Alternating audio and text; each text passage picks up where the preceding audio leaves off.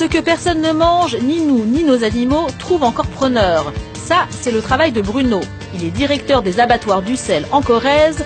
Une fois les morceaux consommables vendus, il trie le reste. Vous voyez ces boyaux qui vont être utilisés pour faire des cordages des guitares, des violons ou autres. Voilà une des autres utilisations qu'on peut faire avec le porc. Encore une autre utilisation avec les oreilles, voilà, clandestine à la fabrication de produits cosmétiques, des masques pour les cheveux, des crèmes visage. Vous voyez, c'est ce qu'on appelle le gras, hein, c'est du gras, vous voyez. Hein.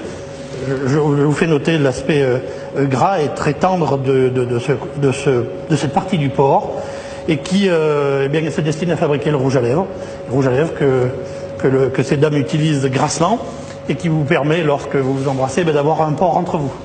Aujourd'hui, c'est justement du gras que Bruno doit livrer à un laboratoire cosmétique. Nous n'avons pas été autorisés à filmer cette étape de la transformation du porc, mais dans cette pharmacie, la propriétaire nous confirme qu'on trouve bien du gras de porc dans les rouges à lèvres. Pratiquement tous les rouges à lèvres sont faits avec de la gélatine porcine. Et dans une pharmacie, du cochon, on n'en trouve pas que dans les cosmétiques. On trouve des médicaments à base de porc, soit le médicament en lui-même, soit l'enveloppe du médicament qui est composée de gélules. Chaque fois, comme vous pouvez le constater, on a cette pellicule est faite à base de gélatine. Si vous ne mangez pas de porc pour des raisons religieuses, pas de panique. Gabriel Elfassi est rabbin en banlieue parisienne. Il est très clair, quelle que soit la religion, quand il s'agit d'un médicament, il n'y a aucune interdiction. Toute religion qui se respecte se doit de soigner ses malades.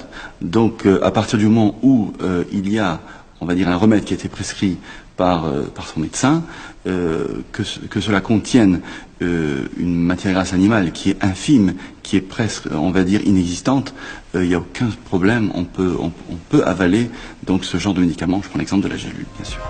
Le cochon est donc omniprésent dans notre vie quotidienne. Désormais, vous regarderez vos pilules, vos crèmes hydratantes ou vos rouges à lèvres d'un autre œil.